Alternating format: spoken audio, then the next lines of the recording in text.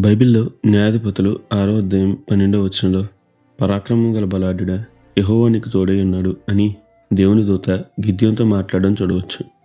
ఈరోజు మీలో ఎవరైనా దేవుని నుండి ఒక అద్భుతాన్ని, ఒక ఆశీర్వాదాన్ని లేక ఒక విడుదల కార్యాన్ని కోరుకుంటున్నారా? అయితే వినండి, ఈరోజు దేవుడు మీతోనే మాట్లాడుతున్నాడు. మరి ఈ రోజును దేవుని వాక్య ధ్యానంతో ప్రారంభిద్దామా?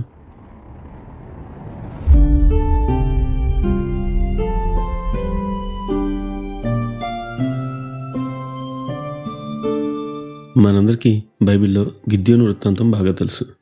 న్యాయాధిపతుల కాలంలో దేశం మిద్యానీయులచే పట్టబడి వారు బహుభయంకరంగా దేవుని ప్రజలను దోచుకుంటున్న సమయం అది.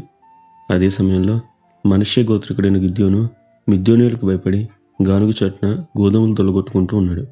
కానీ అదే సమయంలో దేవుని దూత వచ్చి గిద్యోనుతో అంటుంది, పరాక్రమం గల బలాఢ్యుడా యెహోవా నీకు తోడై ఉన్నాడు అని. చూసారా, ఒక భయస్థునితో దేవుడు చెప్తున్న మాట. కానీ వినండి, మనం ఏమై ఉన్నామో అది కాదు, కానీ దేవుడు మనకు తోడుంటే మనం కూడా పరాక్రమం గల బలాఢ్యులమే. ఈరోజు మీరు చుట్టూ ఉన్న పరిస్థితులను బట్టి భయంతో ఉన్నారా? ఏం జరుగుతుందో తెలియని స్థితిలో ఉన్నారా? అయితే వినండి, ఈరోజు గిద్యోనుతో మాట్లాడిన అదే స్వరం మీతోనూ ఈ మాట చెప్తుంది, పరాక్రమం గల బలాఢ్యుడా దేవుడు నీకు తోడే ఉన్నాడు. మరిప్పుడు నేనేం చేయాలి అని అంటారా? అయితే వినండి, విశ్వాసంతో ప్రార్థన చేయండి. అవును, దేవుడు మీకు తోడే ఉన్నాడు కాబట్టి విశ్వాసంతో ప్రార్థన చేయండి.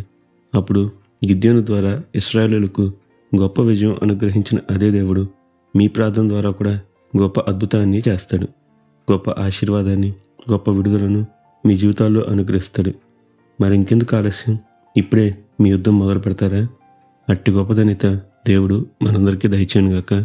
నిత్యం ఘనత మహిమ ప్రభావములు యేసుక్రీస్తు నామమునకే కలుగునుగాక. ఆమెన్. హల్లెలూయా.